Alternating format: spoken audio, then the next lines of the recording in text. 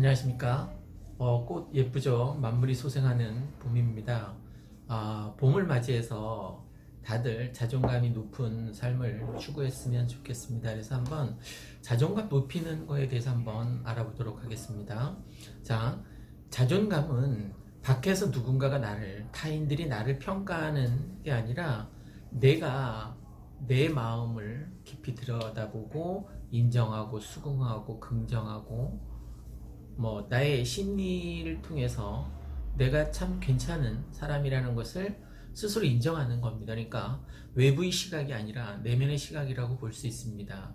그럼 내가 자존감이 높은 사람이 되기 위해서는 외부에서 나한테 자존감을 높여줄 수 있는 어떤 장치가 있는 게 아니라 내면에 있다는 거죠. 그죠? 내가 이 세상을 어떻게 바라볼 거고 이 세상의 중심에서 나의 행복을 위해서 어떤 삶을 추구하며 살아갈 것인가. 내가 나를 긍정하고 내가 나를 사랑하고 내가 좀 더 나를 보듬어 주게 되면 당연히 자존감은 높아지게 됩니다.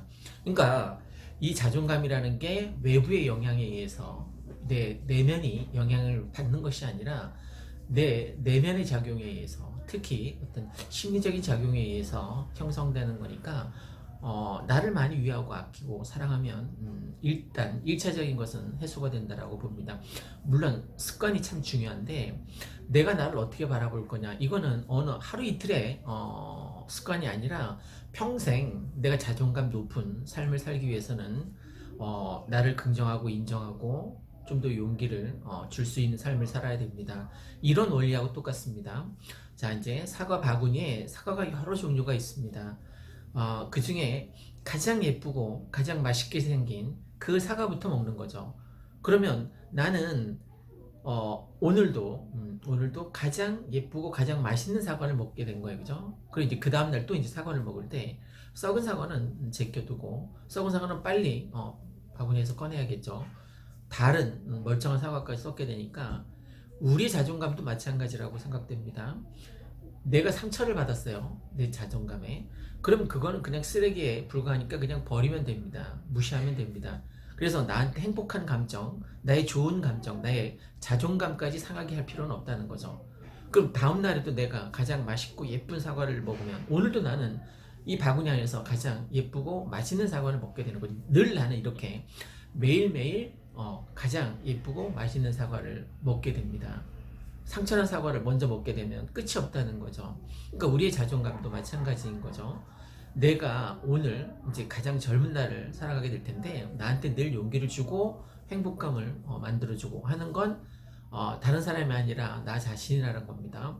내가 나를 사랑하지 않는데 누가 나를 사랑하겠습니까? 그러니까 사랑받은 사람이 사랑을 베풀면서 살아가듯이 나는 충분히 타인으로부터도 사랑을 받아야 되지만 내 자신으로부터 나 자신을 사랑하는 그게 습관화되고 매일매일 반복돼야 된다고 생각합니다.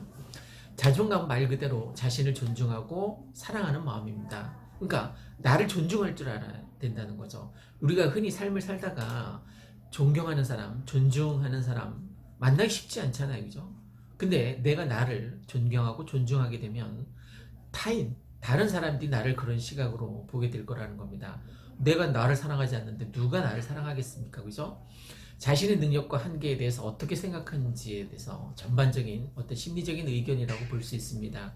스스로 나 자신을 가치 있는 존재임을 인식하고 인생의 역경에 맞서서 이겨낼 수 있는 자신의 능력을 믿고 또 자신의 노력에 따라서 어떤 삶의 성취도 이뤄낼 수 있는 일종의 자기 확신이자 어떤 자기 믿음이라고 볼 수 있습니다. 자존감이 적당하게 잘 형성된 사람은 자신을 아주 소중하게 여기고 다른 사람과의 긍정적인 관계를 유지할 수 있습니다. 모든 상처는 인간관계에서 오기 때문에 정말 중요합니다. 인간관계, 그죠?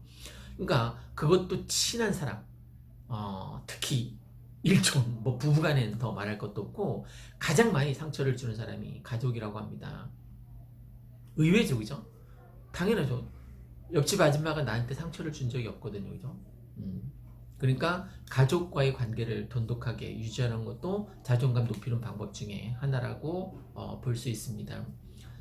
학교나 직장에서 자신의 능력에 자신감을 잘 보여줘서 잘 유대감 있게 형성해서 더불어 함께 사는 삶을 추구하면 좋겠죠.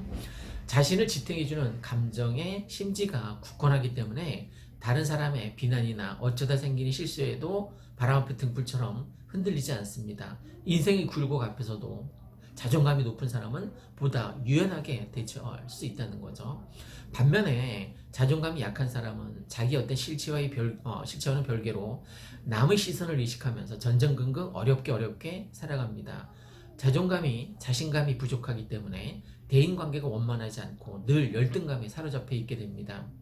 그렇다고 해서 자기 어떤 존중감이 높다고 해서 다 좋은 건 아닙니다. 하늘을 찌를 듯이 자존감이 너무 높은 것도 사회생활에서 문제가 될 수밖에 없습니다. 자기 자신을 너무 존중하다 보니까 자칫 타인을 무시하기 쉽게 되고 또는 극단적으로 흘러서 자존감이 너무 치우치다 보면 적당한 균형을 유지할지 몰라서 문제가 되기도 합니다. 자존감은 상황과 시간에 따라서 바뀌는 경향이 없지 않아 있습니다. 특히 성장 과정에서 자신이 타인에게 어떤 평가를 받는지에 따라서 건강한 어떤 자존심을 가지게 될 수도 있고 그렇지 못할 수도 있습니다. 어쨌든 과유불급이라고 너무 지나치게 자존감이 높게 되면 주위 사람들하고 제대로 어울려서 더불어 함께 살아가지 못하고 또 더 나아가서 남을 배려하는 마음도 없어지기 때문에 너무 우월감이 치우치기 때문에 이건 바람직하지 않다라고 보여집니다. 그 반대로 자존감이 너무 떨어져도 문제예요. 그죠? 나를 평가하는 경향이 늘 낮고 장점보다는 단점, 약점 이런 거에 더 집중하다 보면 어떤 삶의 균형 잡힌 어떤 삶의 질서가 잘 잡혀지지 않을 수도 있습니다. 건강하고 바람직한 자존감은 두 극단 사이에 적당하게 어떤 중도의 길을 걷는 것이 필요하다라고 봅니다. 예를 들면 자신이 가치를 잘 알고 자신을 좋게 평가하고 긍정적으로 자기를 바라보는 그러한 설사 부족한 면이 있어도 그걸 인정하고 그걸 채우려고 애쓰는 특히 자존감이 가까운 사람들 타인과의 관계, 경험, 생각 등에 의해서 형성된다라고 합니다. 특히 어린 시절 부모와의 관계라던가 형제자매 그리고 주변의 선생님, 이웃과 관계가 좋은 사람이 좋은 자존감을 형성할 수 있습니다. 일단 매사 자존감 높이는 방법은 매사에 소극적인 것을 좀 탈피해서 적극적으로 시도해보는 게 좋습니다. 실패도 나의 경험이 되기 때문에 실패를 두려워하지 말고 자기의 의지에 따라서 한번 해보고 싶은 것은 해볼 필요가 있습니다. 자존감은 인생의 모든 면에 영향을 주기 때문에 지나치게 자존감이 낮다면 확 끌어올릴 필요가 없지 않아 있습니다. 자존감이 낮은 사람일수록 실수를 저지르면 자기 자신을 더 질타하거나 자학하는 또 창피하는데 이를 극복하는데 어려움을 겪을 수 있습니다. 누구나 다 순간에 실수, 그러니까 누구나 다 완벽하진 않잖아요, 그죠? 누구나 부족하고 실수를 할 수도 있다라는 생각을 가지는 것이 중요합니다. 그리고 가급적이면 긍정적으로 생각하는 게 좋습니다. 그걸 습관처럼 비관적으로 생각하면 그대로 실현될 가능성이 높습니다. 왜 노래 중에 말하는 대로라는 노래 있지 않습니까? 저는 그걸 더 나아가서 생각하는 대로, 그러니까 우리가 생각하는 대로 삶을 살지 않으면 사는 대로 생각하게 된다는 겁니다. 굉장히 중요한 말이죠, 그죠? 내가 생각하는 대로 삶을 살지 않으면 사는 대로 그저 그렇게 생각하게 된다는 거죠. 그러니까 내가 어떻게 생각하느냐, 어떤 말을 하느냐에 따라서 내가 만들어지는 것이니까 가급적이면 비관적으로 생각할 필요 없습니다. 예를 들어서 숙제 발표가 있는데 난 잘 못할 거야 이렇게 부정적으로 생각할 필요가 없다라는 거죠. 나는 잘해낼 수 있어. 만약에 실패를 하더라도 다음에 좀 더 앞으로 나아갈 수 있어. 이렇게 긍정적인 마인드가 필요하다는 겁니다. 그 다음에 자존감이 낮고 비관적인 사람은 내가 시험을 잘 보는 건 문제가 쉬웠기 때문이라고 자기 어떤 자학하는 습성 이런 것들이 있는데 그렇게 생각할 필요가 없다는 겁니다. 내가 충분히 능력이 있었고 내가 최선을 다해서 시험 준비를 잘했기 때문에 시험을 잘 본 것이라고 긍정적으로 생각할 필요가 있다는 겁니다. 좀 더 자기 자신에게 용기를 북돋아주고 또 내가 잘 행복한 삶을 살아갈 수 있도록 응원해주는, 그러니까 나를 격려하고 칭찬하면 긍정적인 에너지를 받아들일 수 있습니다. 왜 칭찬은 고래도 춤추게 한다라고 하지 않습니까? 하나뿐인 내 인생에 있어서 내 삶을 보다 자존감 높게 행복한 삶을 추구하기 위해서는 다른 사람의 평가에 크게 귀 기울일 것도 없습니다. 그 관종하는 그런 자세에 굳이 내 삶의 자존심을 엉망으로 만들 필요가 없다는 거죠.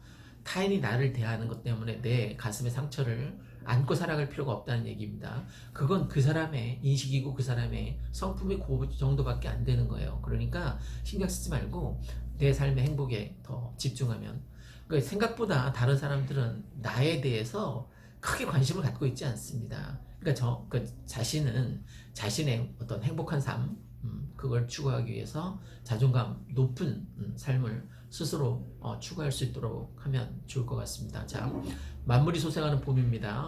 우리 모두 봄을 활기차게 지금 막 그 추웠던 땅을 뭐 뚫고 나오는 그 새싹들처럼, 지난주에 상추를 심었는데 잘 자랐습니다. 어제 가보니까 고맙더라고요. 오히려 이렇게 만물이 소생하는 봄, 여러분의 마음속에서도 자존감과 행복감이 많이 솟아나길 기원합니다.